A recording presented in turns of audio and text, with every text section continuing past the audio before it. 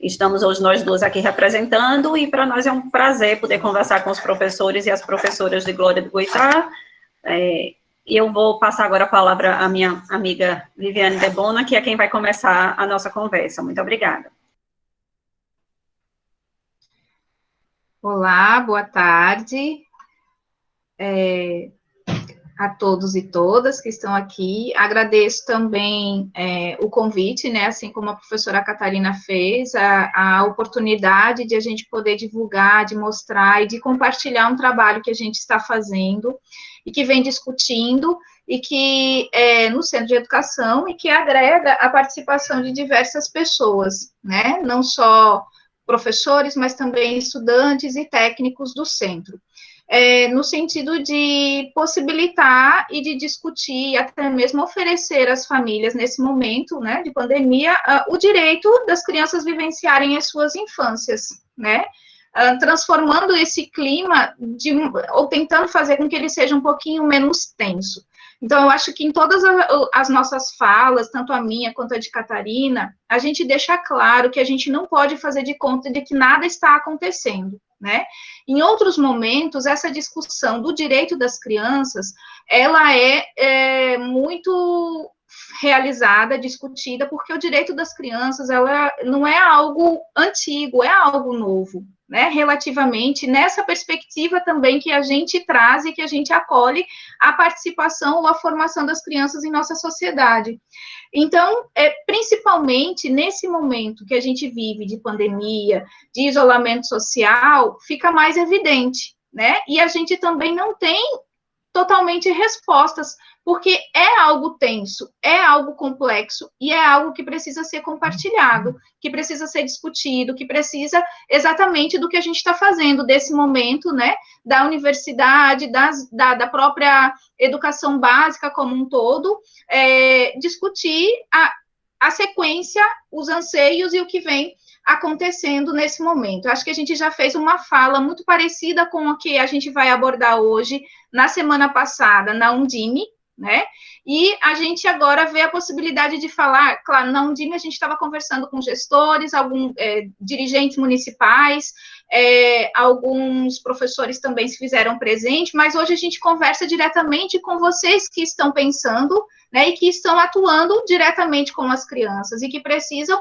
também pensar e dialogar, porque é vocês que estão efetivando esse trabalho, que precisam ter esse olhar sensível, né, ao pensar o que é que se pode fazer nesse momento, e em torno da garantia dos direitos das nossas crianças. As crianças são as que estão muito vulneráveis, né, elas perderam o apoio e tudo que elas teriam quando estão indo até a escola. De certa forma, a escola garante, ou deveria garantir, pelo menos, né, parte dos direitos a essas crianças. Então, quando elas ficam apenas na família, elas também estão suscetíveis a diferentes questões que precisam ser pensadas e questionadas, né? O índice de violência aumenta, o acesso e o contato a determinadas coisas, porque, afinal, e, claro, as tensões do que a gente vem vivenciando.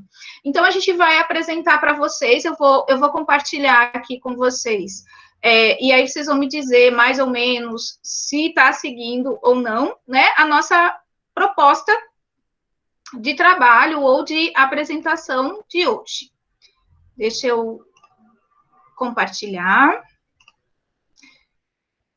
Que vai exatamente abordar, então, essa educação em tempos de pandemia, olhando para os direitos das crianças. Tanto a professora Catarina como eu somos pessoas que vêm discutindo há muito tempo a questão da educação infantil, a questão da educação das crianças pequenas, né? Nós estamos em departamento e em questões um pouquinho diferentes em torno dessa discussão.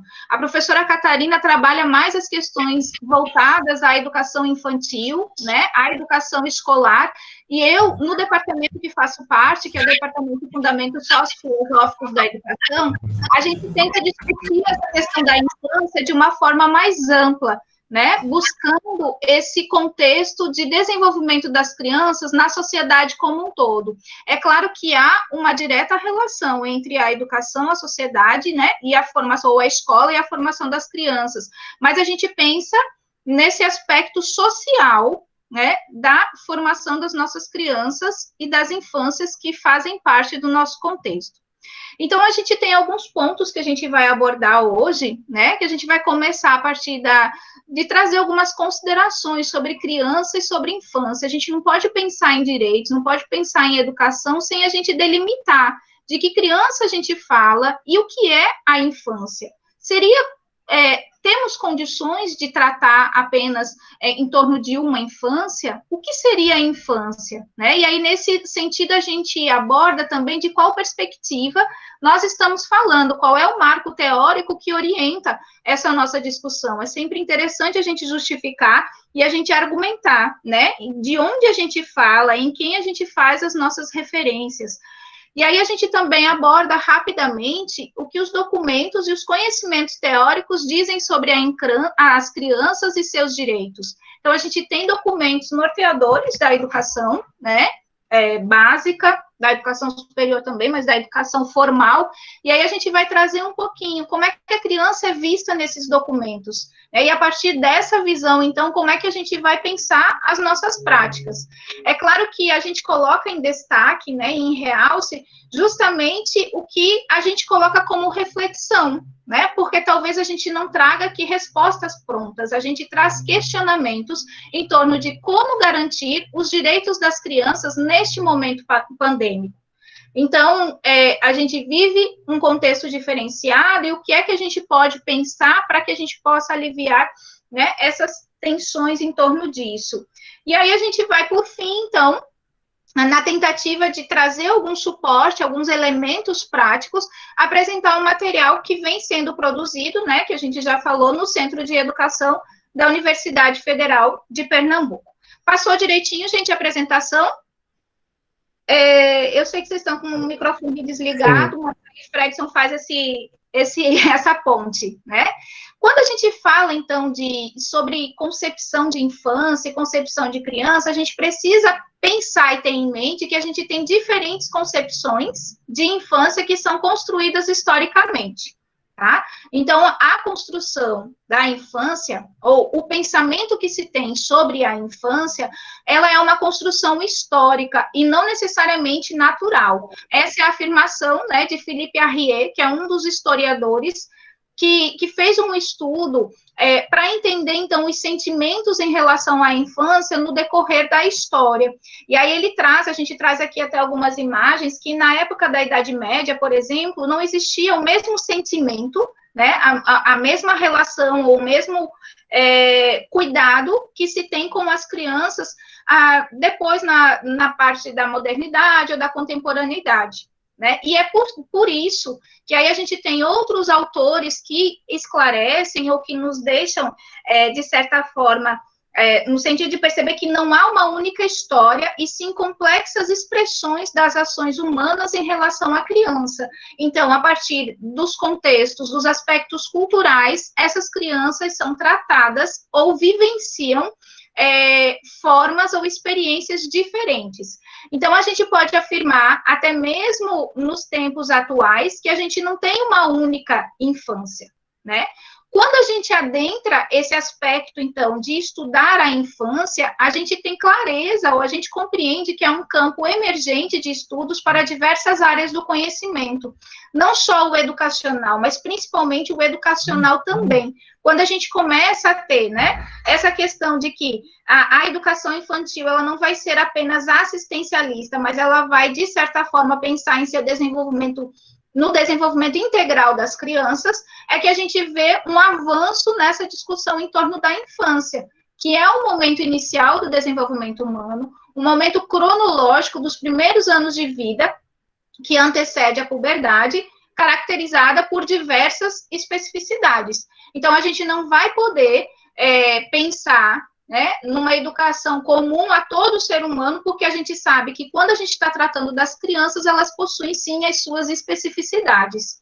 E aí essa infância é um resultado de uma construção social estabelecida por meio da cultura e dos movimentos que a sociedade produz. Então, nessa mesma direção dos autores que nos embasam, né, a gente entende que a infância ela é construída a partir das vivências e daquilo que é oferecido culturalmente para as nossas crianças ou na relação que acontece. Isso tudo que a gente vem trazendo, né, se fundamenta nos estudos da infância. Isso é interessante de a gente destacar, porque quando a gente traz essa concepção, né, e a gente avança na questão da sociologia da infância, por exemplo, a gente entende que esses estudos compartilham a ideia de dar visibilidade às crianças como atores sociais. Então, essas crianças, elas não vão mais ser tratadas apenas como objeto ou como passivas.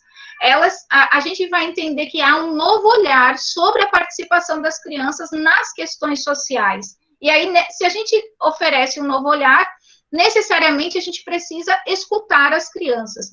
Muitas vezes é dito assim, vamos dar voz, né? Vamos dar voz às pessoas que são marginalizadas. Na verdade, a gente não trata numa questão de dar voz às crianças, porque voz elas têm, né? O que a gente precisa é escutá-las. A gente precisa entender quais são os seus anseios, o que elas estão vivenciando nesse momento, para que, junto com elas, a gente possa pensar em algo melhor para a sua formação nessa garantia, então, dos direitos previstos, né? Sendo vista como sujeito de direitos. E aí, nesse sentido, o conceito de infância, ele se reveste de um caráter híbrido, né?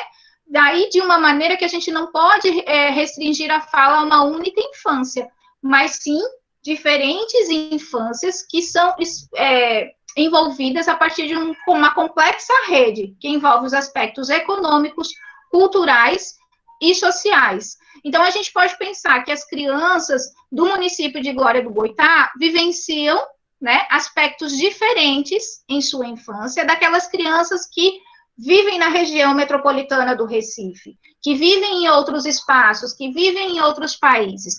Existem questões que são comuns a essa fase, né, do desenvolvimento, mas existem questões que são muito específicas no seu tratamento e que cada uma vai vivenciar diferentemente. E eu acredito que hoje, quando a gente fala também nesse contexto de pandemia, fica muito evidente essas diferenças. Né? Existem crianças, por exemplo, que estão com seus recursos tecnológicos, que estão tendo uma educação nesse momento, né, remota, que diferencia de outras que talvez façam parte do município que a gente está falando agora e que nem mesmo tem o computador em casa. Né? Então, são contextos, espaços diferentes nessa formação das nossas crianças. Nesse sentido, a gente precisa entender que há uma diferença, então, quando a gente fala de infância e de criança. A infância vai ser reconhecida como uma geração que é parte da estrutura social e as crianças como atores sociais, nessa perspectiva da sociologia da infância e dos estudos de infância que orientam aquilo que a gente está propondo, né, agora nessa discussão. Então, as crianças do mundo atual ganham cada vez mais visibilidade, reconhecimento na esfera social como sujeitos de direitos e de deveres, com suas identidades e atuações. Então, são compreendidas que elas possuem especificidades e que, para elas, deve ser dado um olhar diferente. A gente não pode esperar, né, uma formação da mesma forma que um adulto, por exemplo, responde a determinados aspectos aí, inclusive relacionados ao contexto educativo. Nesse sentido, então, a gente pega aí o que já o referencial curricular nacional da educação infantil, lá em 1998, trazia sobre as crianças, né, que elas possuem uma natureza singular, que as caracteriza como os seres que sentem e pensam o mundo de um jeito muito próprio. E cada criança hoje, no contexto que ela está de isolamento, está sentindo e está vivenciando experiências muito particulares, e a gente não pode perder de vista isso, né? Crianças, nesse sentido, brincam individual ou coletivamente. Talvez a maioria das crianças estejam brincando individualmente nesse momento, ou com os pares adultos que fazem parte, se assim estiver sendo destinado tempo a elas, né? E neste ato, experimentam e descobrem a vida que pulsa em diferentes ritmos a partir das linguagens com as quais aprendem a relacionar-se com os outros. Trata-se da extraordinária capacidade em provar a vida de um modo muito intenso, com tudo o que isso envolve, tais como os confrontos, as tristezas, as alegrias, amizades e tensões. Eu acho interessante quando a gente aborda, né, isso que Gobi traz para a gente, porque às vezes a gente sempre associa a criança à felicidade, por exemplo, à alegria, né? A gente sempre coloca, a criança é feliz, criança está alegre, como se elas não tivessem, inclusive, esse direito, né, de ficar triste, de ter as suas emoções expostas, de, inclusive, falar sobre as suas emoções e as tensões que elas vivenciam nas relações, seja com os pares, né, crianças ou com os pares adultos. E aí, quando a gente vai, então, né, a partir dessa diferenciação sobre infância, sobre criança, trazendo mais especificamente para o nosso trabalho, trazendo mais para o contexto da educação formal, a gente traz alguns questionamentos quando a gente vai pensar, né, qual é a concepção de criança que nós temos? O que a gente compartilha? A gente espera de todas o mesmo desenvolvimento? Eu, enquanto professora, eu, enquanto mãe, enquanto tia, enquanto irmã, enquanto alguém que está, né, em algum momento da minha vida responsável pela formação das crianças, qual é a concepção que eu carrego e que orienta as minhas práticas? Isso é importantíssimo de a gente pensar, porque são essas concepções que vão, de certa forma, direcionar as práticas que são formadas ou que são pensadas para elas, seja numa instância da rede, né, de uma rede como um toda, que a gente está falando especificamente da rede municipal de Glória do Goitá, ou seja, mais específica da prática de cada um, do contexto escolar, ou a sua prática docente em sala de aula, mas isso vai orientar, né, inclusive, o que a gente considera essencial no desenvolvimento das crianças, né? Em que fase ela está? A gente vai esperar o mesmo desenvolvimento por todas? O que é que a gente vai tratar como importante nesse momento? E, principalmente, porque agora a gente está falando de um momento pandêmico, né? Que a gente não vai fazer de conta que ele não está vivendo. Então, o que é essencial nessa formação das crianças, né? Que sujeitos nós queremos formar? O que é que vai implicar aquilo que a gente vai oferecer às nossas crianças, seja no momento de volta, ou seja ainda numa continuidade de um isolamento por mais tempo, né? E até mesmo que experiências elas possuem, cada uma vivenciando o seu contexto específico, né, em casa. A gente, então, pega essa ideia de Kishimoto, de que quando a gente pensa, né, se a gente faz esses questionamentos na nossa prática, é porque a gente não pode planejar o currículo sem conhecer a criança. Então, por isso que a gente precisa conhecer quais são as fases, entender o que é específico para as crianças de 0 a 3 anos, para as crianças de 4 e 5 anos, para as crianças, a transição delas para os anos iniciais do ensino fundamental, todo o seu ciclo de formação e até já os anos mais finais, né, de que a gente pega as crianças ali em sua fase final, as crianças grandes, o que a gente precisa saber, o que elas são capazes e o que é específico de cada momento que elas estão, né? Para que a gente possa, então, pensar o currículo a partir dessas considerações em torno das questões que envolvem a nossa prática, a gente vai, então, em busca do que os documentos colocam sobre a criança, né? Lá na DCNEI, que são as Diretrizes Curriculares Nacionais da Educação Infantil, no seu artigo 4º, traz que a criança deve ser o centro do planejamento curricular. E aí a gente pega aqui um documento, por exemplo, específico da educação infantil, mas que faz parte de um documento maior da educação básica, que a gente pode associar a toda, né, a questão de formação das crianças. Por quê? Se a gente considera a criança lá na educação infantil enquanto um sujeito histórico e de direitos, ela não pode ser considerada diferente quando ela for para os anos iniciais. É claro que vão ter objetivos diferentes em sua formação, em sua, até mesmo no pensamento curricular que se dá para as crianças de 0 a 5 anos que estão na educação infantil ou nos anos iniciais do ensino fundamental, mas a gente precisa entender que a criança não deixa de ser criança, ou ela não perde essa característica simplesmente porque ela saiu da educação infantil e foi para os anos iniciais. Né? Às vezes a gente trata muito isso. Até os 5 anos pode brincar, pode pensar esse currículo mais amplo, que deve ser pensado, e aí, simplesmente, no ano seguinte, elas são colocadas todas nas cadeiras, uma atrás da outra, porque agora elas estão no primeiro ano do ensino fundamental. Mas elas não deixaram de ser criança, e os direitos delas devem ser respeitados tanto quanto antes na educação infantil. Então, isso é importante, né, de a gente entender que quando a gente tem uma concepção, quando a gente pensa nessa criança enquanto sujeito histórico e de direitos, a gente vai perpassar por todo o período que ela é criança, né, respeitando e garantindo esses direitos. Então, o que se prevê nesse artigo?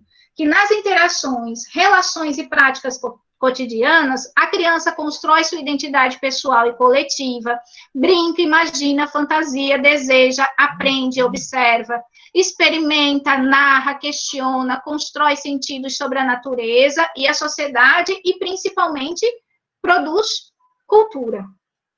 Para que dê conta, então, né, disso que se coloca em torno de pensar essa criança enquanto um sujeito de direitos, a gente traz especificamente o que prevê a Base Nacional Curricular Comum, né, que colocam que existem 6 grandes direitos que perpassam todos os objetivos previstos, né, para o desenvolvimento, ou direitos de aprendizagem e desenvolvimento das crianças, que são conhecer-se, conviver, brincar, participar, explorar e comunicar. E aí, esses objetivos, eles vão ser desenvolvidos, né, ou previstos a partir de campos de experiências que se interrelacionam em todas as atividades. Isso a gente está falando necessariamente da educação infantil, onde a gente tem uma estrutura curricular diferente, porque a gente não vai pensar em um currículo disciplinar que trata de conteúdos. A gente vai pensar em campos de experiência, que todos eles vão estar se relacionando para garantir esses direitos de aprendizagem e desenvolvimento que são previstos. Mas quando a gente vai, né, para a questão dos anos iniciais, então as crianças maiores, a partir de 6 anos, é sugerido que a brincadeira, ela perpasse todos os componentes curriculares dos anos iniciais, né? Então, se traz essa sugestão, então se continua se pensando nesses direitos, ainda mesmo que a gente volte a essas questões mais específicas de componentes ou de conteúdos que são trabalhados. A gente tem um destaque, então, na unidade temática Brincadeiras e Jogos, né, que, através da educação física, ela pode ser destacada e possibilitada, e isso é um grande impasse, porque muitas vezes a gente não tem um tempo destinado e a gente não tem espaço, né, nas instituições para isso, então é algo que precisa ser revisto e pensado. E na disciplina de língua portuguesa, por exemplo, porque a brincadeira é vista como eixo da vida cotidiana. Então, a gente vai trabalhar essas questões que estão em torno da alfabetização, do letramento, a partir das próprias brincadeiras que fazem parte da vida cotidiana. A gente reafirma, então, uma prática pedagógica, a gente valida essa concepção epistemológica de criança e, principalmente, a gente traz que os eixos estruturantes dessa prática se dêem em torno das interações e da brincadeira, né? Porque a brincadeira, ela não é simplesmente não fazer nada, né? Então, a gente se apoia agora em Kishimoto quando ela diz que o brincar é uma ação livre que surge a qualquer hora, iniciada e conduzida pela criança. Dá prazer, não exige como condição uma produção final, relaxa, envolve, ensina regras, linguagens, desenvolve habilidades e introduz a criança no mundo imaginário. Então, às vezes a gente diz, mas brincar, só brincar. Vejam que por trás da brincadeira a gente tem uma série de possibilidades, né, que são oferecidas ou que as próprias crianças elaboram e constroem a partir dela. Esse brincar, ele oferece poder à criança. Quais são, então, essas possibilidades que a gente pode aí destacar, né, entre tantas outras? Né? O poder de tomar decisões, de expressar sentimentos e valores, de conhecer a si, aos outros e o mundo, de repetir ações prazerosas, de partilhar, expressar sua individualidade e identidade por meio de linguagens, das mais diversas linguagens que a gente pode considerar, não só a escrita, né? Não só a linguagem oral, mas outras de expressão, inclusive corporal, de usar o corpo, os sentidos, os movimentos, e de solucionar problemas e criar. Então, vejam que brincar não é não fazer nada. Alguns autores colocam, inclusive, o brincar como um elemento vital no desenvolvimento humano. Né? Então, ele é o principal elemento de desenvolvimento das pessoas. E aí a gente traz uma questão, assim, que a gente até coloca enquanto polêmica em relação a esse brincar, que é o brincar livre e o brincar dirigido, né? Por vezes a gente pensa ou é colocado que só há um desenvolvimento quando há um brincar dirigido, seja pelo professor ou por outras pessoas.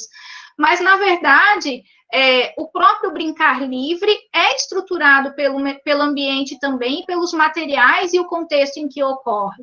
Então, a criança, muitas vezes, pode pegar pedaços de papéis ou determinados outros objetos e vai acontecer uma brincadeira por ela elaborada, né? E, muitas vezes, a gente precisa colocar a pessoa do adulto ou do educador em segundo plano, para que essa pessoa participe como alguém mais experiente, que vai intervir nos momentos que são necessários e naquele momento que a criança quiser a participação desse sujeito. Então, a gente pode pensar em momentos relacionados a essa brincadeira em nossas ações. O momento do brincar livre, que vai ser observado, e que vai ter o professor ou o adulto como parceiro, e o momento do brincar dirigido, que é quando a gente também está pensando e sugerindo, né, determinadas experiências para essas crianças vivenciarem. Pronto, então, a partir de tudo isso que a gente faz, de uma forma mais introdutória e teórica, para que a gente possa fundamentar aquilo que a gente pensa, surge, então, né, essa questão. Mas como é que a gente vai garantir os direitos das crianças nesse período pandêmico e de isolamento social? Então, é nesse momento, né, que eu passo a palavra para a professora Catarina, para que ela possa dar continuidade a essa nossa conversa, esse nosso diálogo, trazendo especialmente algo que a gente vem pensando e elaborando no Centro de Educação.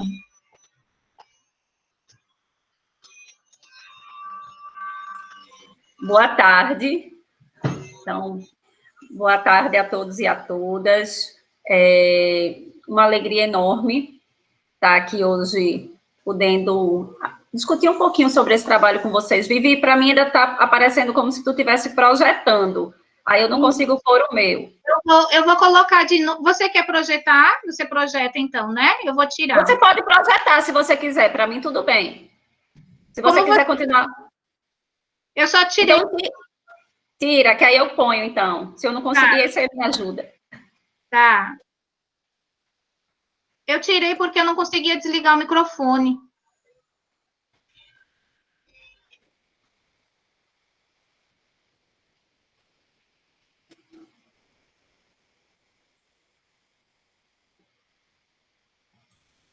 Vamos lá.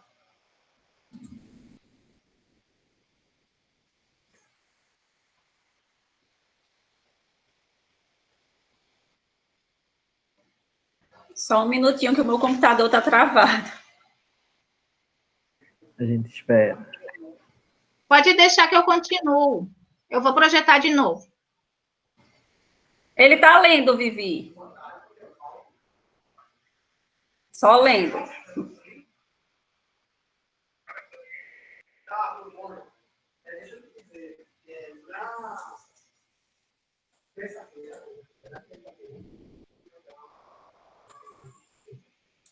Vivi?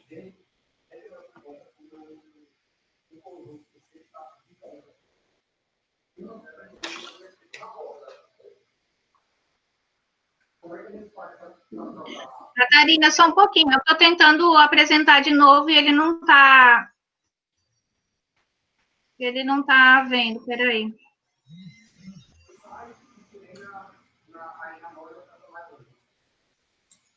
O meu computador travou, eu vou sair e voltar, tá, pessoal? É isso. E o meu também. Deixa eu abrir de novo a apresentação. Engraçado. Tá certo, professora, a gente aguarda.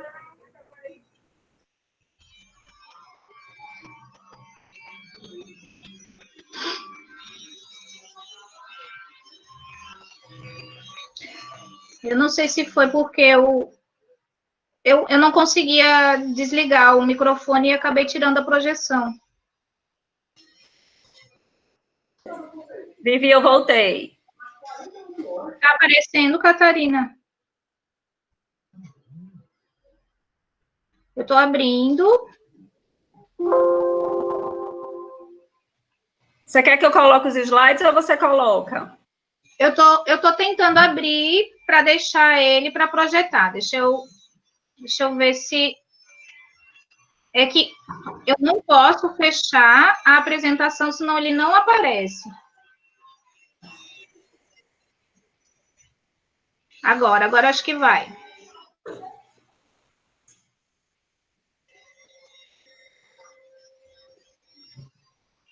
Tá passando? Foi. Tá passando, Vivi. Pronto, então eu vou lá para o ponto que a gente parou. Aí, pronto. Bom, então, boa tarde a todos e a todas. Mais uma vez, eu queria aqui agradecer o convite de Fredson e de Marcos para poder estar participando desse momento. A gente tem, Vivi, uma preocupação imensa com o desenvolvimento das crianças em todos os tempos, mas nesses tempos pandêmicos, não é, Vivi? A nossa preocupação fica ainda um pouco mais intensa, porque a gente sabe de infinitas questões que envolvem as crianças, né, começando pela vulnerabilidade delas.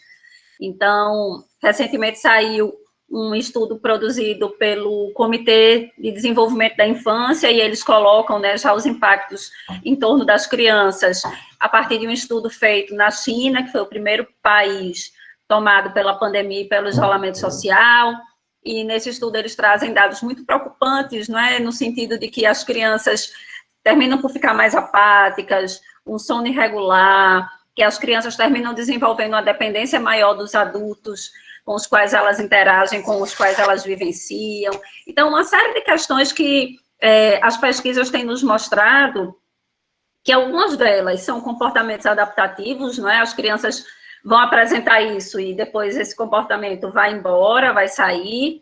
É apenas um processo de adaptação natural para esse momento diferente que a gente está vivendo. Outras crianças vão precisar de mais ajudas para abandonar esses sintomas. Então, todas essas questões fazem parte dos nossos debates. E quando a gente ficou pensando como é que a gente poderia chegar nessas casas para criar um cotidiano, para ajudar um pouco na construção de um cotidiano, que fosse moralmente e socialmente mais positivo, foi quando nós criamos o Catalogando Ideias. E qual é o objetivo do Catalogando Ideias? Né? É propor experiências lúdicas para as crianças, a fim de que elas possam se reconhecer, se pensar, se projetar e se construir. E por que a gente fez a opção pelas experiências lúdicas? Né? E aí eu acho que Vivi já faz uma introdução muito bacana, quando ela fala dos direitos das crianças, mas mais do que isso, quando Vivi chama atenção para as especificidades dessa infância. A criança, ela não é um adulto em miniatura, ela é um ser próprio, que tem características de desenvolvimento que são próprias. A criança pensa de um jeito diferente, a criança age de um jeito diferente, que tem a ver com as suas próprias condições de desenvolvimento. Então, quando a gente está pensando nessas crianças, a gente está pensando naquilo que elas são e naquilo que elas podem ser. E justamente pensando naquilo que elas são, e daquilo que elas podem ser, foi que a gente fez, né, o material do Catalogando Ideias, olhando para esse desenvolvimento infantil. Pode passar, Vivi, a gente já está bem sintonizada. Então, e para falar desse olhar, eu penso que essa imagem nos diz muito, né, porque essa imagem, ela nos mostra o para-brisa de um carro e o seu retrovisor. De fato, o para-brisa é muito maior do que o retrovisor, mas eles nos mostram o que está por vir, né? A vida das crianças, elas ainda estão em construção e há um universo enorme que está por chegar. Mas como a gente entende que essa vida da criança são experiências que essas crianças vão ter ao longo da vida, né? Manuel de Barros falava no seu poema Infâncias, ele dizia, ando por aqui desde pequeno e sinto que essa estrada me representa. Então, quando a gente vai pensando nisso, todas as experiências que a gente tem na nossa vida, enquanto sujeito, elas vão nos regular a nossa vida toda. E essas experiências, elas não pararam de ser construídas e organizadas agora porque as crianças estão isoladas. Pelo contrário, essas experiências, fruto justamente desse isolamento, elas terminam por se organizar em experiências de vida que formarão essas crianças para o futuro. Então, para a gente estar pensando no desenvolvimento infantil, a gente precisa pensar, sobretudo, em quem nós éramos e quem nós temos condições de ser. As crianças, pela própria experiência de vida, elas não têm muita experiência anterior que lhes dê condições de entender, por exemplo, um momento desafiador como esse. Nós mesmos, não é? Quando adentramos nesse isolamento social, ficamos perdidos, angustiados, amedrontados, com uma série de sentimentos que foi nos circulando e que nos deu pistas sobre como, não é, se organizar. E aí, então, nesse sentido, a gente coaduna com a Ariane Oshiro, quando ela diz assim, a infância é um chão que a gente pisa a vida inteira. O que a gente está querendo dizer aqui, a partir da fala introdutória de Vivi, e a partir do que a gente está apresentando acerca do Catalogando Ideias, é que as experiências que as crianças têm nas suas casas, nesses momentos de isolamento social, são experiências que irão acompanhá-las durante toda a experiência de vida. E qual é a nossa grande preocupação, não é? Os estudos têm mostrado, primeiro, que aumentou o índice de violência contra as mulheres, embora, estranhamente, não tenha se aumentado o número oficial de violência contra as crianças, né? E qual é a nossa interpretação a esse respeito, né? As crianças, elas não são autônomas o suficiente para denunciar as próprias violências que elas recebem, né? Os maus tratos sofridos. Quem muitas vezes atua nessa perspectiva protetiva é a escola. E as escolas, elas estão afastadas das crianças. Então, as escolas não estão se constituindo como esse espaço de proteção. A gente não tem dúvidas de que as crianças vulneráveis, como são, também estão mais à mercê da violência dos adultos, assim como as mulheres também estão mais à mercê da violência dos homens, porque as pesquisas nos mostram que os quadros de violência contra a criança predominam em contextos intrafamiliar. Então, as crianças e as mulheres, os locais onde elas mais estão vulneráveis são naqueles em que a gente mais imagina que as pessoas estão protegidas, né? Que são as suas próprias casas.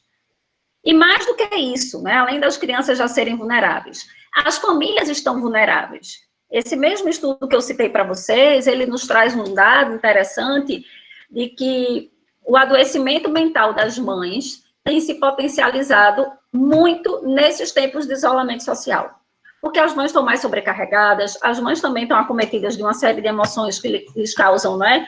Angústia, medo, sofrimento. Não sabem muito bem o que fazer. E terminam por exercer aquilo que a gente chama de uma maternidade tóxica. Então, essa maternidade tóxica, ela também vai comprometendo esse desenvolvimento das crianças. Então, quando a gente vai olhando essas relações todas, a gente não vai olhando relações apenas que são relações perversas dos adultos. Os adultos também estão precisando de ajuda, os adultos também estão precisando ser cuidados para cuidar das crianças, e é por isso que a gente chega com catalogando. Pode passar para mim, Vivi?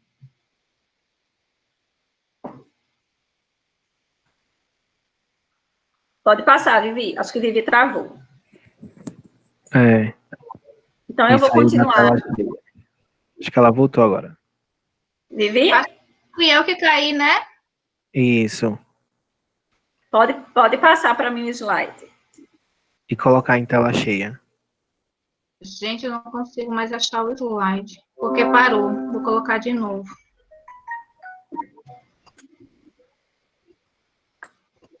Aí. Passou? Abriu ainda não. Abriu ainda não. Mas, para a gente ir continuando, enquanto o Vivi abre os slides, em toda essa discussão que eu estava fazendo, né, em torno da segurança das crianças, do desenvolvimento das crianças, coadunando com tudo que Vivi já tinha trazido para a gente também, a partir das experiências da própria literatura a respeito do desenvolvimento infantil, eu queria que a gente pudesse pensar, então, qual é o lugar da brincadeira quando a gente está pensando nesse desenvolvimento das crianças. Por que a gente pensou em chegar nas crianças? Por que a gente pensou em chegar nas casas através dessa brincadeira? Porque aí a gente coaduna com o pensamento de Oliveira, quando ela diz que é brincando que a criança se humaniza, aprendendo a conciliar de forma efetiva a afirmação de si mesma, a criação de vínculos afetivos duradouros. Então, o que a gente está querendo dizer com isso, né? A brincadeira, ela é para a criança linguagem, no momento em que a criança se expressa, que a criança se coloca, que a criança interpreta o mundo, mas a brincadeira também é parte do processo de assimilação dessa criança. Se a gente for pensar numa perspectiva piagetiana de desenvolvimento, Piaget diria que a gente aprende assimilando e acomodando. O que é assimilar, né? Assimilar é perceber, é introjetar, é atribuir sentido. Quando a gente está falando das crianças, a gente está falando de seres que estão ainda aprendendo a dar sentido a muitas coisas que para nós já são óbvias. Então, por exemplo, quando uma criança vê uma vassoura e ela começa a brincar com essa vassoura, ela vai dando sentido para essa vassoura, ela vai assimilando as possibilidades que essa vassoura tem de ser objeto lúdico para ela. Então, a vassoura, no primeiro momento, ela pode ser uma vassoura, como a gente varre a casa, mas ela também pode ser uma espada, ela também pode ser um cavalo, ela também pode ser outros objetos que a criança vai, pouco a pouco, dando sentido, à medida que ela é capaz de assimilar. E nessa perspectiva, ela acomoda, ou seja, ela faz com que aquilo que ela deu sentido ao objeto passe a ser também representações dela própria. Então, a gente costuma dizer que a brincadeira é linguagem e é processo de assimilação cognitiva. E se a brincadeira é, então, linguagem e processo de assimilação cognitiva, a gente vai entender que a brincadeira é algo que possibilita o encontro das crianças com os objetos a serem conhecidos do mundo. E aí, Vivi, pode passar para mim? Porque quando a criança está brincando, ela primeiro precisa se antecipar. A criança olha para o objeto e quando eu estou falando objeto, eu não estou falando só objeto palpável, né? Para Piaget, objeto é tudo que não é eu. Então, o outro, a outra pessoa, as perguntas, os espaços, tudo isso para Piaget é um objeto. Então, a criança antecipa aquele objeto. No momento em que ela antecipa a partir do que ela tem de possibilidade. Então, ela se encontra com aquele objeto. E aí, ela investiga outras possibilidades. Então, muitas pessoas me perguntam assim, Catarina, quando eu conto uma história para ele, eu tenho que contar 10 vezes. Não sei como é que ele aguenta a mesma história. Quando ele assiste um desenho, são 10 vezes o mesmo desenho. Não sei como ele aguenta, eu já não aguento mais, Pocoyo, Peppa e etc. E por que a criança precisa, né, de tantas vezes? Porque a criança está se encontrando. A gente, quando está, por exemplo, turistando num país que a gente nunca foi, numa cidade que a gente nunca foi, num lugar que a gente nunca foi, a gente não passa só o olho. A gente vai olhando com cuidado, a gente vai se encontrando com cautela, a gente observa a arquitetura. É assim que a criança vai se encontrando também com o mundo. A criança ainda está turistando nesse mundo. Ela não é nativa ainda, presente nesse mundo. Então, ela está transitando nesse mundo a partir dos encontros. Então, a cada vez que ela assiste aquele desenho, a cada vez que ela brinca daquele objeto, ela atribui um sentido diferente que a gente adulto já conseguiu atribuir ao longo da nossa experiência. E aí, ela investiga, ela observa as características, ela observa as possibilidades, e no momento em que ela investiga, ela descobre. e no momento em que ela descobre, ela dissemina, que é o que Piaget chama de acomodar. Ela amplia aquilo tudo que ela estava vivendo para outras possibilidades, né? Para outras experiências. Então, eu tenho 3 filhos, e 2 deles são recém-crianças, porque eles eram nenéns até uns 2 meses atrás, né? Eles têm 2 anos e 2 meses. E esses dias eles estavam brincando, eu não me recordo agora qual era a brincadeira, quando um deles disse assim, parece um círculo. Então, veja, quando ele dissemina, ele observa aquela regularidade de um outro objeto e traz para aquele, o que é uma experiência fantástica de construção do conhecimento, porque as crianças, elas vão descobrindo o mundo exatamente por essas possibilidades de encontro. E aí eu gosto muito dessa imagem que projeta para vocês agora, que é uma imagem que mostra justamente essa questão do encantamento. Eu penso que a brincadeira traz a criança para esse necessário encantamento que é preciso para aprender.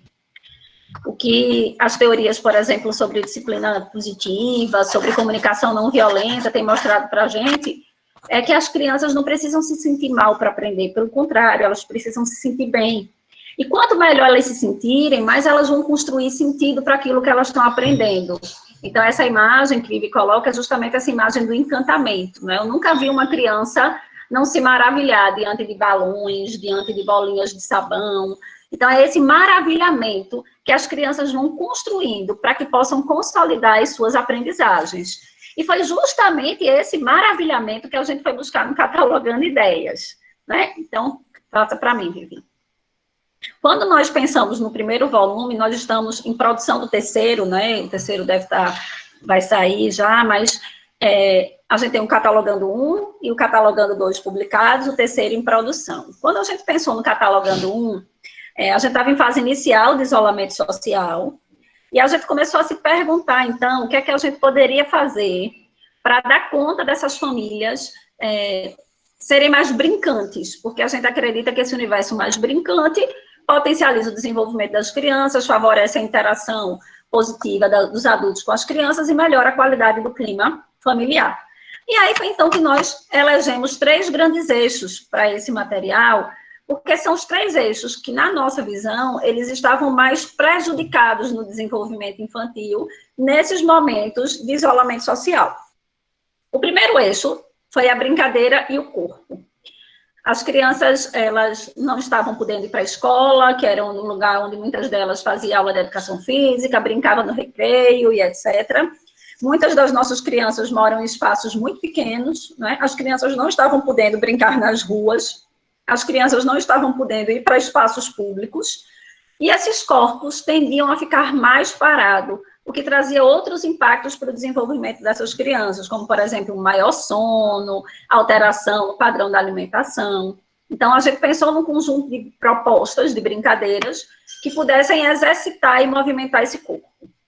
O segundo eixo foi justamente das brincadeiras e as emoções. E aí a gente focou um grupo de propostas justamente na questão dos sentimentos infantis, porque a gente queria que as crianças pudessem conhecer ao mesmo tempo o que é que elas estavam sentindo, porque não é fácil enfrentar um isolamento social, não tem sido fácil para nós, não é fácil para elas, não é? Mas que a gente queria também que elas fossem podendo construir imagens positivas, que elas não se sentissem mal a partir daquilo que elas estavam sentindo e que elas pudessem promover o autocuidado. E o terceiro eixo foi justamente o eixo das brincadeiras e o mundo, porque as crianças não estão indo para a escola, a gente não sabe quando essa pandemia vai passar, a gente não tem previsão ainda, não é? Inclusive, saiu uma pesquisa da Fundação Carlos Chagas dizendo que a gente, pela característica do vírus, pela potencialidade do vírus e pelas medidas adotadas, né, no Brasil, há uma possibilidade de alguma prática de distanciamento social intermitente nos próximos 2 anos. Então, a gente não sabe exatamente quando é que a gente vai superar essa dinâmica, a gente não sabe exatamente quando é que essas questões vão voltar. Então, a gente não pode simplesmente dizer, vamos parar tudo, vamos suspender a escola, vamos suspender as aprendizagens, porque depois a gente retoma. Eu não tenho dúvidas de que essa não é a hora da gente priorizar conteúdos conceituais. Mas as crianças precisam continuar aprendendo, porque elas estão numa fase do desenvolvimento que é muito potente, sobretudo na primeira infância, né, até os 6 anos, as crianças estão numa plasticidade cerebral que a gente não vai mais ter em outros momentos. E aí passa para mim, Vivi. E foi reconhecendo isso que a gente, então, começou a pensar em propostas que as pessoas pudessem fazer em casa, sem grandes recursos, sem grandes investimentos. Porque logo no primeiro momento de isolamento social, virou uma febre, todo mundo recebia um monte de orientações, né? E a gente conversava, eu e Vivi também tem 2 filhos, eu tenho 3, e a gente conversava para trocar um pouco de experiência, e muitas dessas propostas, elas demandavam que a gente tivesse quase que uma papelaria em casa, né? Você tem que ter tinta, pincel, papel guache, papel ofício, papel crepom, papel cartolina, e era tanta coisa que a gente dizia, quando é que a gente vai ter isso, né? A gente não tem onde comprar. Algumas pessoas nem podem comprar. Então, a gente começou a pensar em propostas que fossem mais execuíveis, que fossem mais possíveis nesse contexto de isolamento social. E aí foi então que a gente pensou em algumas propostas para esse eixo, eu e o corpo, brincadeiras que movimentassem os corpos. Então, a gente pensou em propostas como, por exemplo, balões no ar, porque bexiga é uma coisa que muita gente tem em casa, às vezes sobra de uma festinha de aniversário, sobra de uma outra coisa, ou é um item fácil da gente achar em supermercado, né? Que a gente pudesse fazer raquetes com papelão, restos de caixa velha ou alguma coisa que a gente tem em casa, e pudesse ficar jogando como se estivéssemos jogando frescobol, ou tênis, ou ping-pong, utilizando balões, porque eles não trazem grandes perigos para quebrar os objetos dentro da casa, como uma bola, por exemplo, ela traz esse perigo. Né? Então, são propostas sempre simples, que a gente vai trazendo e que são possíveis de serem feitas em espaços pequenos.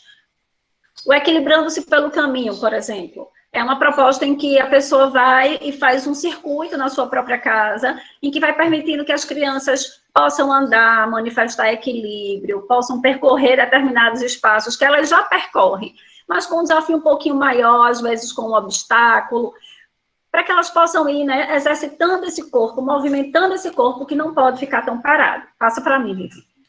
Além dessas, a gente tem nesse eixo...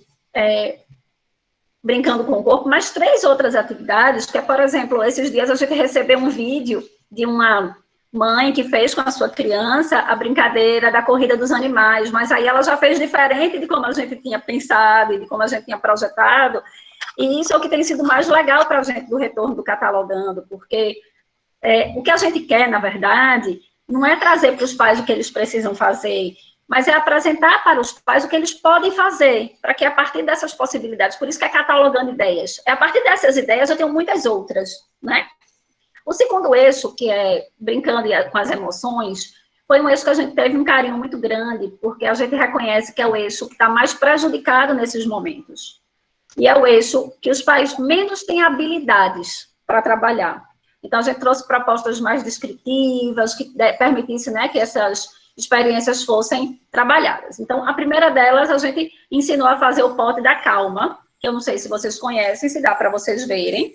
Aqui eu tenho um pote da calma, né? Eu fiz para mim, para o meu filho mais velho, para que a gente pudesse ficar, né, movimentando esse pote e experimentando sensações que derivam desse observar.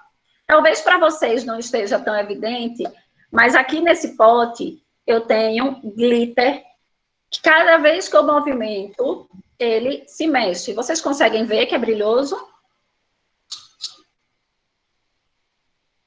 Sim, conseguimos. O que é que faz com que a gente se acalme, né? Quando a gente está olhando para esse pote, a gente está sintonizando com o movimento desse glitter. E quando a gente vai sintonizando com o movimento desse glitter, a gente vai desvinculando daquilo que às vezes nos deixa tão nervosos ou irritados. Então, o pote da calma, ele é um objeto que tem a função, né, de nos tirar daquele contexto de crise para que a gente possa se acalmar. Então, é super legal, a gente ensina a fazer, e todo mundo tem uma garrafa em casa, todo mundo, se você não tem glitter, a gente fala que pode botar bolinhas de papel alumínio, essa água aqui eu coloquei anilina, mas se vocês não tiverem anilina em casa, vocês podem fazer com tinta guache, que também dá esse efeito colorido, né? Então, acho que é super legal para que a gente possa ir cuidando desse um carinho, né, dessas nossas emoções. E é um objeto que serve para adulto e para criança, né? Eu, particularmente, gosto bastante do pote da calma. Uma outra atividade que a gente propõe, e que eu queria mostrar para vocês, é o semáforo das emoções. Eu não sei se vocês conseguem ver daí, mas eu tenho aqui o meu semáforo das emoções que eu fiz utilizando um pedaço de papelão que eu tinha na minha casa e que eu só fiz pintar, que eu pintei com tinta, mas quem não tiver tinta pode pintar com hidrocor, pode colar um pedaço de papel colorido. E qual é o objetivo desse semáforo das emoções, né? Justamente para que a gente possa identificar a manifestação de emoções que estão nos deixando desconfortáveis e que a gente possa aprender a mediar essas emoções. Eu brinco dizendo que esse semáforo das emoções é muito bom para a gente mediar a briga entre irmãos, né? Eu tenho 3 crianças, então, obviamente, vocês imaginam que eu medio muitas brigas, porque crianças brigam, irmãos brigam, e os conflitos fazem parte, né, do nosso processo de desenvolvimento. Então, quando eu estou mediando um conflito, é claro que com os meus pequenininhos de 2 anos eu não uso ainda, mas eu uso com o meu de 8, né? A gente vai para a criança com o semáforo das emoções e diz, olha, o que é que está aqui? O que é que você vê aqui? Que cor é essa? E aí a criança diz, é vermelho. E aí a gente vai trabalhar com a criança, né? Então eu acho que você precisa parar. Aí naquele momento que a criança está muito enfurecida, que é justamente no momento em que normalmente ela faz o que ela não devia, que ela bate no colega, que ela morde, que ela está assim muito desorganizada, e aí a gente assim, eu acho que agora você precisa parar. Desse jeito que você está, você não pode continuar. Agora, você precisa parar. Na hora que a criança está muito enfurecida, gente, não adianta a gente dar lição de moral. Na hora que a criança está muito enfurecida, não adianta a gente dizer para a criança que ela não pode fazer. Sabe por quê? Porque para que a gente aja diferentemente de como a gente tem agido, a gente precisa, ao mesmo tempo, querer fazer o que está precisando ser feito e entender por que precisa ser feito. Mas, para isso, a gente precisa do mínimo de controle emocional para poder pensar na situação. É aí que, depois que a criança se acalma, a gente vem com o sinal amarelo. E a gente diz para a criança, né? O que é que esse sinal quer nos dizer? E o que é que o sinal amarelo quer nos dizer, né? O sinal amarelo quer nos dizer que nós precisamos parar e prestar atenção, né? Esse é o objetivo do sinal amarelo. E aí a gente vai dizer para a criança, por que é que você acha que isso aconteceu? Como é que você poderia ter resolvido que não dessa forma? O que é que você acha que a gente errou aqui? Então a gente vai conversando com a criança para que ela possa pensar em possibilidades diferentes daquela que ela tinha. E aí depois que a criança pensou, discutiu, aí a gente traz o sinal verde e diz para a criança, né, agora você pode seguir em frente, fazendo isso que a gente combinou, fazendo isso que você sugere, e etc. Né? Uma outra atividade que a gente traz no Catalogando e que tem rendido para a gente bastante frutos, né? Assim, a gente participou da Semana Mundial do Brincar com essa atividade, tivemos outras oportunidades de escutar muita gente contando para a gente experiências muito positivas sobre ela, que é justamente a atividade falando sobre sentimentos. Quando a gente está pensando aqui no Falando sobre Sentimentos, qual é o objetivo dessa atividade? A gente pegar uma revista que a gente tem em casa, um livro velho, papel, que pode ser rascunho, cola e tesoura. E aí a primeira coisa que a gente faz é pedir para as crianças pesquisarem imagens de pessoas que estejam demonstrando sentimento. E aí depois a gente pergunta para a criança, né? O que é que a pessoa está sentindo aqui? Então a pessoa pode dizer, ela está feliz. O que é que a pessoa está sentindo aqui? Ela está chateada.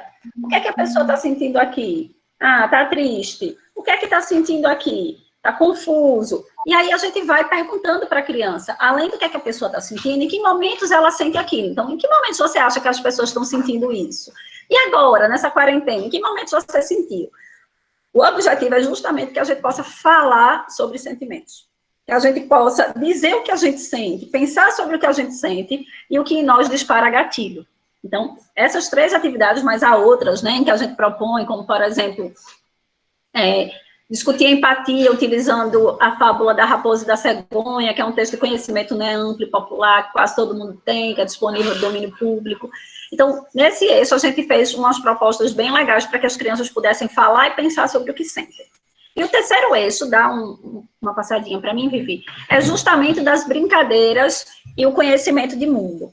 E qual foi a nossa grande reflexão nesse eixo? Né? Que a gente pudesse fazer experiências que as crianças pudessem viver a partir da sua própria casa. Então, a mãe está lá cozinhando, fazendo feijão, catando feijão, enquanto a mãe cata o feijão, a criança inventa com os feijões, cria, produz, né? E participa daquele processo da família. E aí a gente traz toda uma experiência das crianças inventarem, né? Estimulando a criatividade a partir desses feijões. A gente propõe um dicionário ilustrado, e assim é muito legal, porque esse dicionário ilustrado, gente, ele pode ser de coisas da casa. Então, coisas que as crianças nem sabiam que eram, que agora sabem. Justamente porque elas agora estão em casa e porque elas podem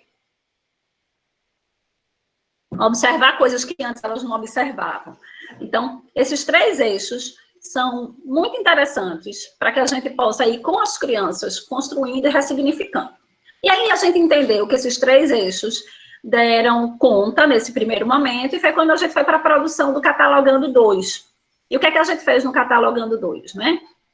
Se chama Resgatando Brincadeiras e Culturas da Infância.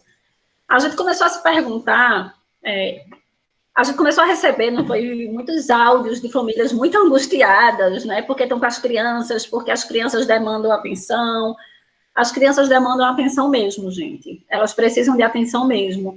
E é natural que, pelo próprio comportamento adaptativo, elas estejam demandando mais atenção nesse tempo de isolamento social. Não tem nada de errado com isso.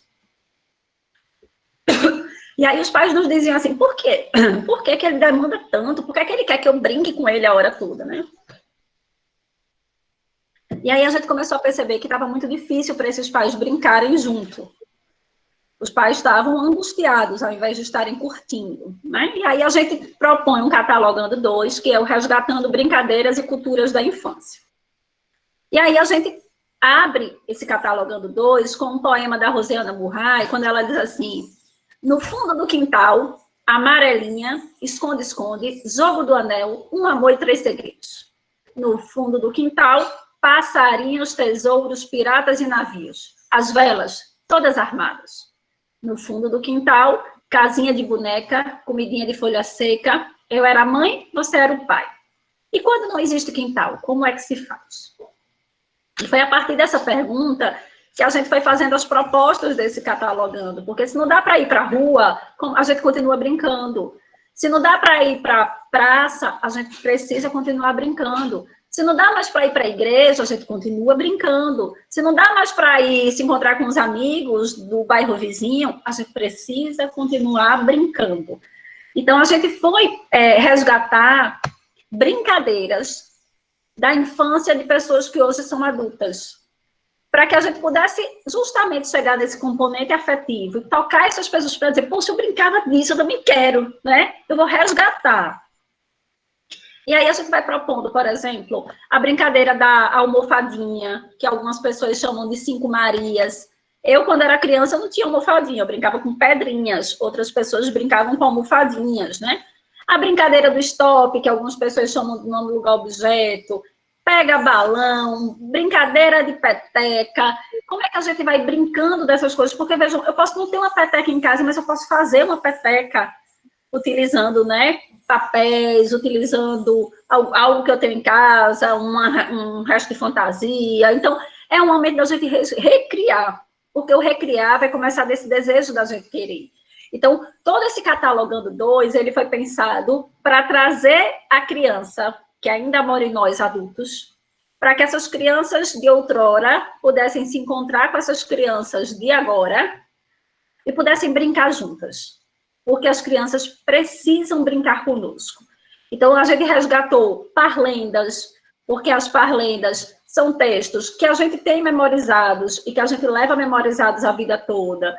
Então, por exemplo, a galinha do vizinho bota ovo amarelinho. Bota 1, bota 2, bota 3, bota 4, bota 5, bota 6, bota 7, bota 8, bota 9, bota 10. E aí, o que é que a gente faz? Né? A gente brinca, a gente sugere que construa ovos, utilizando papéis, utilizando gesso, utilizando argila, utilizando barro, utilizando a areia do quintal, o que a gente tiver, para que a gente possa fazer. A gente traz a parlenda do sapo não lava o pé, que é aquela que todo mundo conhece, né, que o sapo não lava o pé, não lava porque não quer, ele mora lá na lagoa, não lava o pé porque não quer, mas que chulé. E aí a gente propõe uma brincadeira, que é uma brincadeira super legal para a gente fazer quando a gente está morto de cansado, que a gente não quer mais correr, que a gente não quer brincar, porque adulto também cansa, né? Eu acho que esse descompasso entre a potência da criança e a do adulto é que causa muitos conflitos. Então, é uma brincadeira chamada rima e combina. Rima e combina funciona assim. A gente pega uma palavra, né? A gente traz a parlenda aí como mote, e aí alguém do grupo diz rima. Se a pessoa disser rima, você vai precisar rimar com a palavra que eu disse. Então, se eu disser pé, você vai rimar com sulé, cafuné, busca-pé. E aí, assim, a pessoa vai rimando. Se a pessoa disser combina, ela tem que encontrar palavras que combinem. Então, se eu digo pé, você vai dizer pessoa, sapato, perna. O objetivo é do campo semântico, é a combinação. Então, é uma brincadeira que você vai fazendo. Eu faço muito essa brincadeira quando eu estou levando as crianças, quando eu estava levando as crianças na escola, porque era um momento dentro do carro que a gente não tem espaço, mas que a gente pode continuar brincando. Então, é uma brincadeira que funciona super bem. Vivi, passa para mim. Além das parlendas, a gente traz a possibilidade de se brincar também com as histórias. E aí a gente resgata a experiência de uma professora do Centro de Educação, que é a professora Maria Lúcia, em que ela conta para a gente a história da menina e a figueira, que é uma história também já de conhecimento popular, né? Como todo conto de fadas tem um conflito, tem a história da princesa e da madrasta. E aí ela traz essa história falando de como é que essa história acontecia, porque a gente pensa que as histórias também podem ser o mote das brincadeiras, né? Para que as pessoas possam ir pouco a pouco resgatando as histórias que conheciam para as histórias que elas podem criar junto com as crianças. Então, a gente também faz esse resgate da história oral para estreitar as relações e vínculos entre as pessoas. E o último eixo do Catalogando, pode passar para mim, Vivi, é o eixo da culinária afetiva. Por quê, né? A mãe precisa fazer o almoço, a mãe precisa fazer o jantar, o pai precisa, né, preparar o lanche. Então, essas são coisas que já vão acontecer nas nossas casas. E se a gente pode fazer desses momentos também momentos de ludicidade, a gente ganha na qualidade da relação com as crianças. Então, a gente entende que boa parte das nossas lembranças, elas são lembranças gustativas. Então, eu tenho certeza que se eu perguntar, por exemplo, para Fredson, uma comida que lembra a sua infância, ele vai sentir o gostinho, assim, né, daquela comidinha que lembra a sua infância, vai sentir saudade, vai resgatar momentos bons, e é como se ele pudesse revisitar aquela sua infância através dessa lembrança. E aí a gente traz lembranças afetivas ligadas à culinária, para que as pessoas possam preparar essas comidas em família. Então, hoje eu vou ter que fazer o lanche. Eu estou com 3 crianças em casa, tenho que brincar, eu tenho que fazer lanche. Vocês querem que eu brinque? Brinca fazendo lanche. Ah, Catarina, mas eles sujam muito. Sujam mesmo, não é?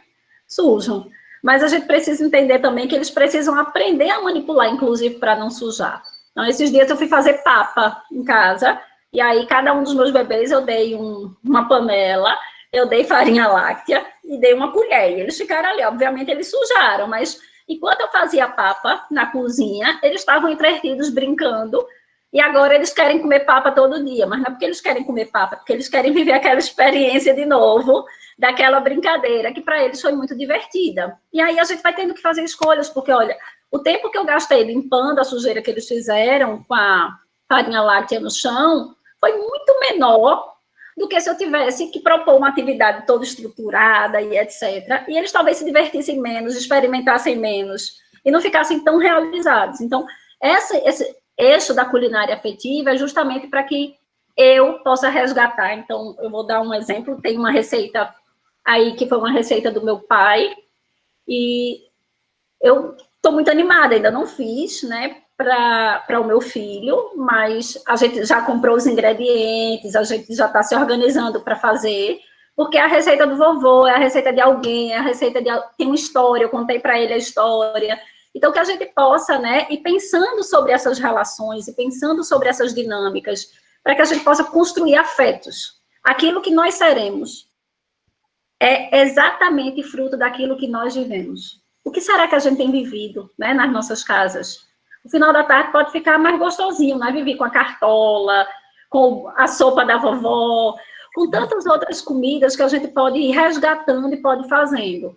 Porque a gente entende que por mais que a gente esteja em casa, a gente ainda pode continuar se encantando, né? É olhar para os cantos da casa e perceber as possibilidades, porque é justamente o encantamento que convida a aprendizagem, não ao contrário.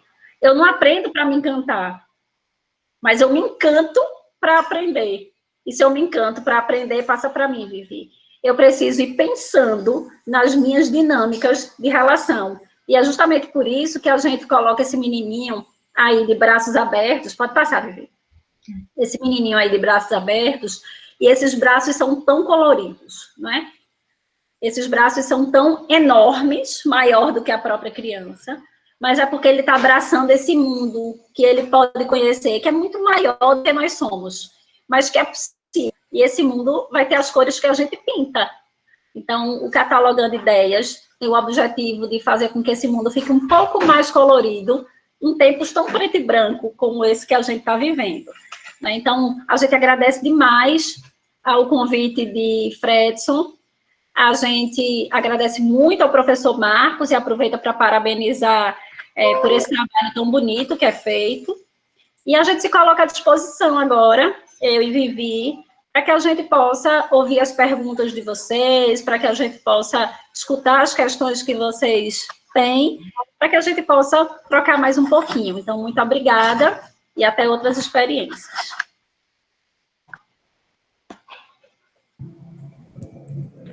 Pronto, está aberto para os professores que tiverem dúvida, quiserem comentar, fiquem à vontade.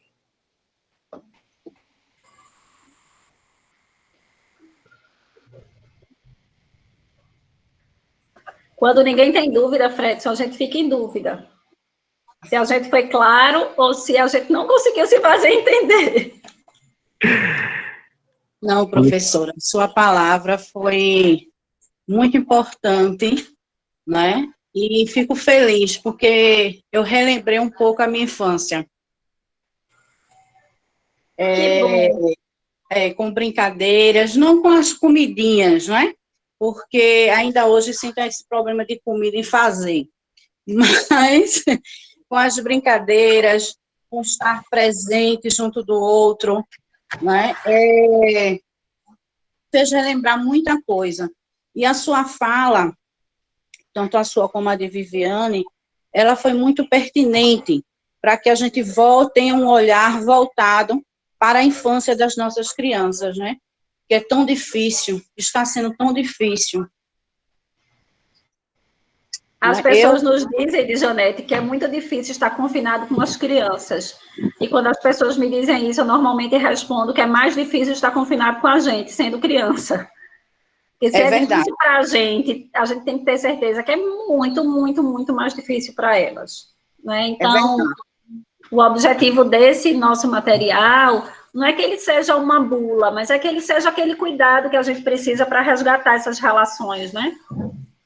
Isso. E também confinados, né, para quem tem criança, como eu, como você e como outras professoras, a gente sabe que o tempo tem que ser dividido, né, com relação ao trabalho, com relação ao filho, né, e não perder esse foco de que eles estão também passando por momentos muito difíceis, como nós, mas que a gente tem que seguir, né, e ter aquela luz, essa força que você deu agora, né, de nos esclarecer, de nos fortificar com relação a isso.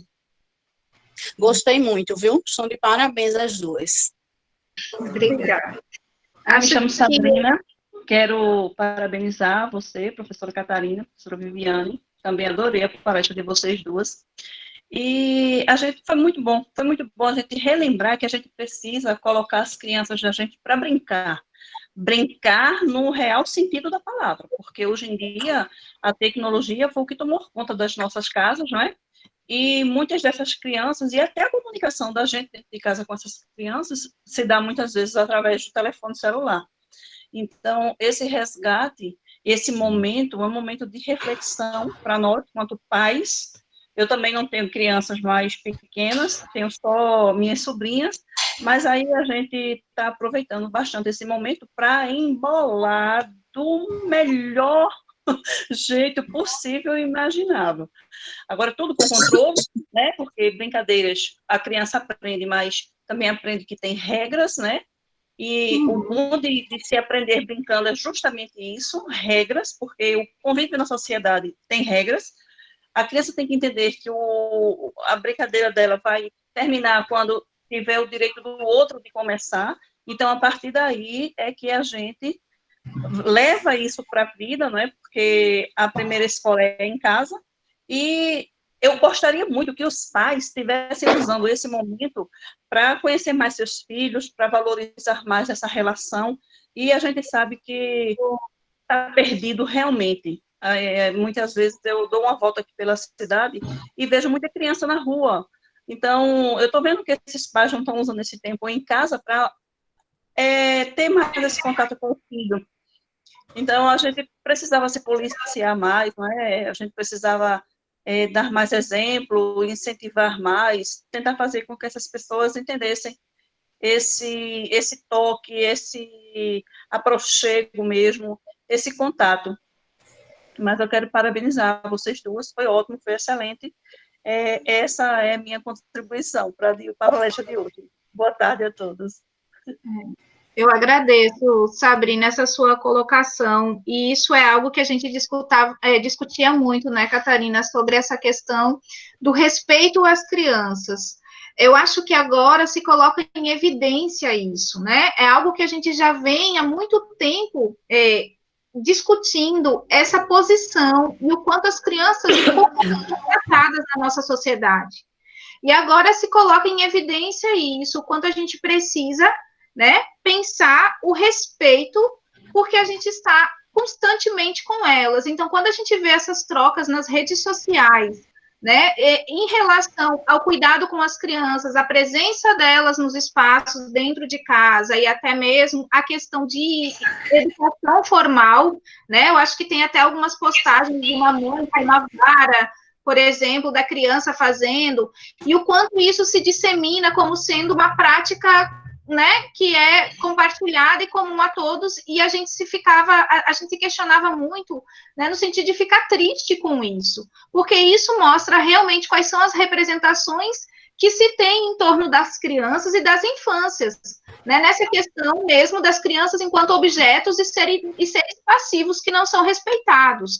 Eu sempre coloco, como que a gente vai querer uma pessoa, um ser humano, adulto, que respeite o outro, se quando criança foi tão desrespeitado, né? Como é que a gente quer que ela seja uma pessoa que convive harmoniosamente com os seus, né? Com a sociedade, com os outros, se quando pequeno ou era, desculpa a palavra, paulada, né? Ou falta de respeito em todo momento. Então, eu acho que é esse cuidado direcionado às crianças e que a gente tenha a oportunidade com vocês, com outras pessoas, de mostrar que vai fazendo transformar as práticas, porque vocês aqui nesse momento não estão pensando apenas na questão da educação formal, vocês estão pensando já nesse convívio entre todos, e a gente não pode esquecer que o professor, ele é alguém da sociedade, e aquilo que acontece na escola, né, o que a gente leva enquanto docente, a gente leva as nossas representações, o que a gente tem sobre a escola, sobre o ensino, sobre o que é ser aluno, sobre o que é ser criança,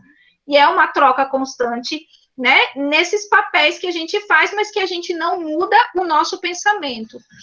Com relação à construção desse trabalho, foi interessante, assim, porque quando a gente pedia para que as pessoas também mandassem, vocês viram que é coletivo, então não fomos nós apenas que pensamos, né? Tem produção da professora Catarina, tem produção minha, tem produção de alunos, mas quando eles mandavam, principalmente essa culinária, resgatavam o que vivenciavam, era um resgate emocional tão grande, né, que vai no sentido do que vocês colocaram aqui.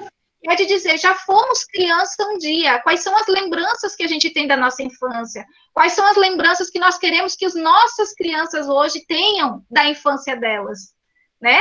Será que a gente quer marcas boas e positivas ou a gente quer deixar marcas? Eu acho que uma marca muito grande dessa pandemia vai ficar, né? Todos os dias a minha pequena, tem uma filha de 4 anos, né? Além do maior, que já é adolescente, ela diz, quando o coronavírus acabar? E eu fico pensando, gente, o que é o coronavírus para ela? Quando ele acabar? A gente não sabe se ele vai acabar, então tudo a gente está colocando depois desse vírus, que talvez leve anos para que a gente consiga controlar necessariamente. Então é uma marca, se são 2 anos, é uma diferença muito grande de uma criança de 0 anos, né, de meses, e de 2 anos, não é mesmo, Catarina? Você que está com os seus. Imagina as crianças que estão se desenvolvendo nessa fase, nesse momento em casa.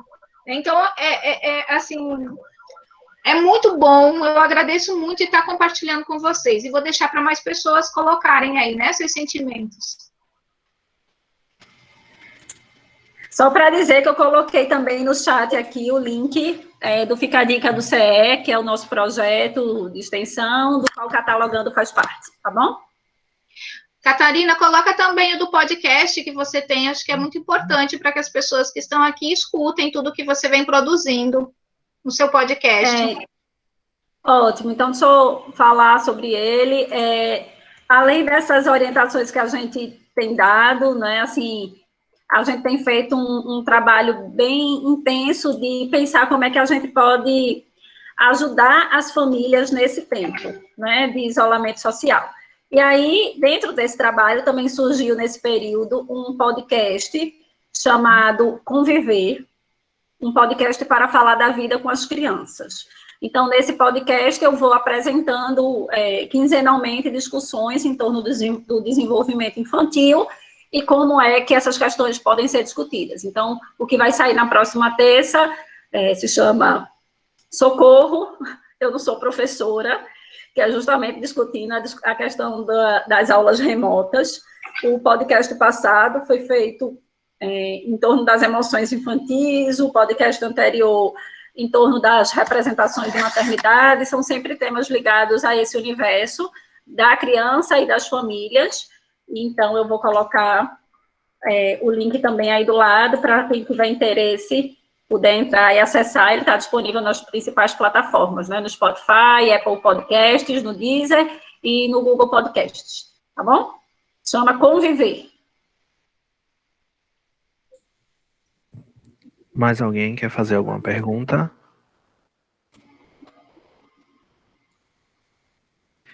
Acho que ninguém mais, né? Eu queria agradecer, né, a Catarina e a Viviane. Gente, eu aprendi muita coisa, né? Acho que educação infantil nesse momento de pandemia, nos anos iniciais, teve muita dificuldade, porque como trabalhar com essas crianças, né, que não tem tanto apego à tecnologia ou sabe manusear e que dependem muito dos pais. Vocês trouxeram muitas ideias aí com o Catalogando. Já tinha visto um que Marcos tinha mandado para mim, né, tinha coisado. Um dos nossos residentes que também estão aqui na sala, né, eles contribuiu muito a fala de vocês para a formação deles, né, são professores aí que estão em formação, eles estão atuando nas escolas de Glória, então isso também é muito importante para eles aprenderem sobre isso. E alguns dos nossos residentes que tá aqui já comentou comigo no grupo, eu participei do Catalogando, mandando lá uma receitinha que tá lá no catálogo, né? Então, assim, isso é muito importante, o trabalho de vocês também é muito importante, que vai chegar em muitas escolas, com certeza. A gente já passou aqui, Marcos passou para o grupo de gestores, e assim chega nos professores também, os 2 catálogos, para que eles possam, assim, olhar e se inspirar e fazer outras atividades com os alunos. Então, eu quero agradecer mais uma vez a vocês por essa maravilhosa palestra. A gente passou 1h e 34 minutos aqui, que eu nem percebi que tinha passado assim tão rápido. Foi muito enriquecedor, tanto para mim, acredito que para todos os professores, pelos comentários que tem aqui no bate-papo. Então, agradeço a vocês por trazer esse conhecimento para a gente. Oi, Marcos. Eu queria também agradecer a Viviane e a Catarina, né? Eu acho que para a gente é um presente, na verdade, esse evento, né? Eu acho que está gravado, está registrado. Eu fiquei em 2 reuniões aqui, vocês imaginam a reunião do Centro de Educação e vendo vocês aqui, e vejo o quanto é legal a gente ver que está todo mundo aprendendo, né? Acho que nós, no Centro de Educação, nós que trabalhamos com especificidades, para ter uma fala sobre tecnologia, atividade remota e educação infantil, eu tive que entrar muito nos materiais produzidos por Catarina, por Viviane. E a minha fala, que eu sempre trago, né, sobre até o tempo que se usa, quando utilizar recurso tecnológico, como formar professores da educação infantil. Eu sou muito grato a ter aprendido, né, nesse tempo de 90 dias de imersão com o que vocês produziram. Então, acho que o Centro de Educação é muito feliz em ter, né, Viviane e Catarina no grupo da gente. Catarina agora é nossa futura chefe de departamento, uma outra honra ser comandado por Catarina no meu departamento, vai ser a minha chefe agora, a partir de agosto. Então, assim, a gente conhece realmente com muita felicidade. E parabenizar, né, o trabalho de Rafael, de Janete e Fátima, que estão à frente aí de uma missão muito grande. Todos os professores, né, eu tenho contato com Glória desde o ano passado, desde junho, julho, e é uma cidade, na verdade, que tem um diferencial muito grande, né? Além de a gente ter professores maravilhosos, né, concursados ou não, efetivos ou não, a gente tem uma equipe na educação, uma equipe muito calorosa, né? Como não falar de Sabrina, de Elisângela, né, de tanta gente que ajudou, na verdade, a REDEC a se fazer constituir num projeto. Então, é muito feliz para a gente esse momento, né, de poder trazer vocês e de poder comunhar um pouco com isso, com o que a gente acredita. E a gente acredita tanto nisso que a gente sabe que só fazendo esses elos, né, só fazendo essas conexões, é que a gente vai poder avançar, né? Só dizer a vocês que, por exemplo, Marcela, nossa residente, né, foi orientanda de Viviane de Bona. Marcela, nossa residente, que hoje é supervisora da REDEC, né, passou um tempo investigando infância, e uma das pessoas que já hoje está abrindo trabalho na Prefeitura de Betânia. Então, vocês percebem que as crias de vocês, minha gente, já são pessoas que estão influenciando muitas gerações de professores no interior de Pernambuco. Eu acho que para a gente é o maior presente, sabe, ter essa fala e essa visão de que vocês fizeram para os nossos alunos, né? Porque a construção tem sido muito, muito linda. Eu tenho acompanhado os projetos de todos eles, de Feira Nova, em Glória de Goitá, em Betânia, e eu fico só emocionado, assim, puxa vida, né, que tanta coisa linda esse pessoal promoveu, né? E, mais uma vez, parabenizar Fredson, né, que Fredson é o grande coordenador desse programa, dizer a vocês que a gente está com uma rede de pesquisas formativas, né, com um projeto de extensão da gente, mas que é um projeto que cada vez mais vai trazendo pessoas que nós amamos, que nós queremos bem, que nós sabemos que podemos contar e que podemos ser totalmente livres, assim, porque eu acho que esse é o grande ganho da gente. Então, muito obrigado, Glória de Goitá, muito obrigado mais uma vez, Catarina e Viviane, e eu estou muito feliz aqui do outro lado, vendo vocês e esse movimento todo acontecendo, viu? Muito obrigado.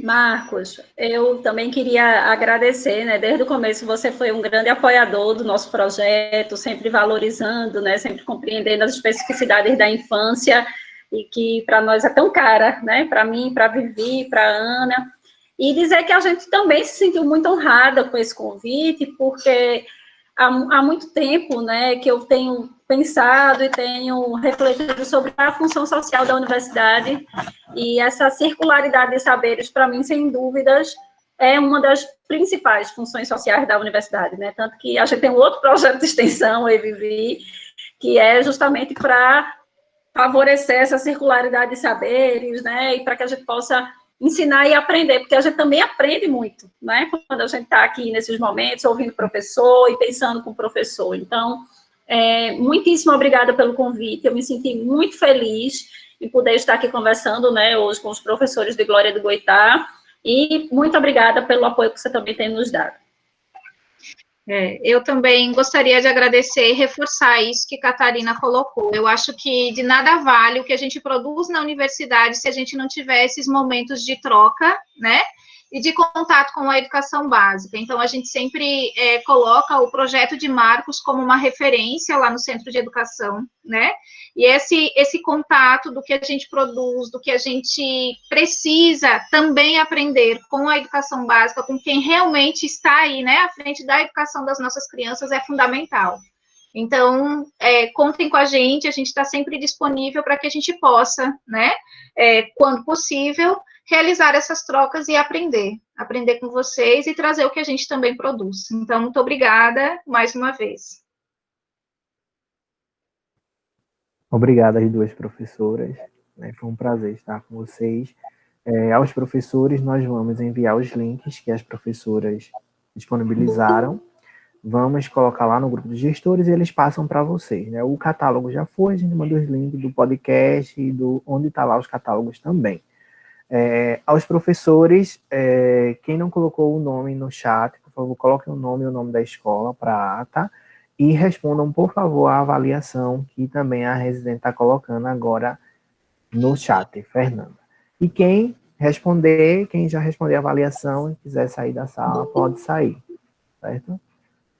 E as professoras, obrigado. Se quiserem também sair da sala, fiquem à vontade. Até logo, pessoal. Vamos para outra reunião, né, Marcos? Tchau.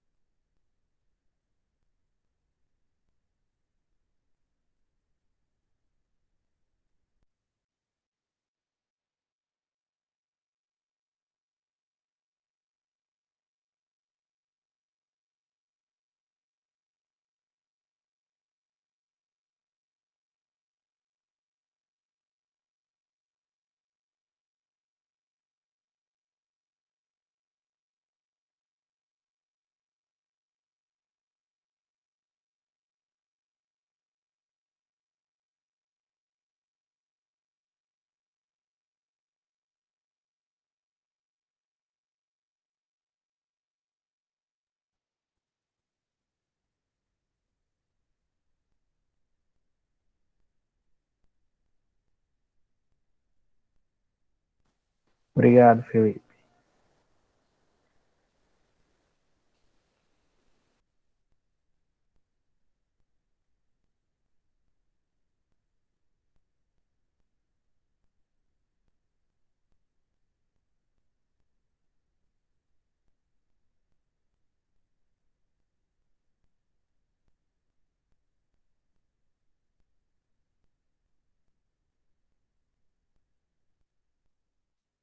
Prontinho, respondido. Até a próxima. Tchau, tchau. Obrigado, Sabrina. Até a próxima.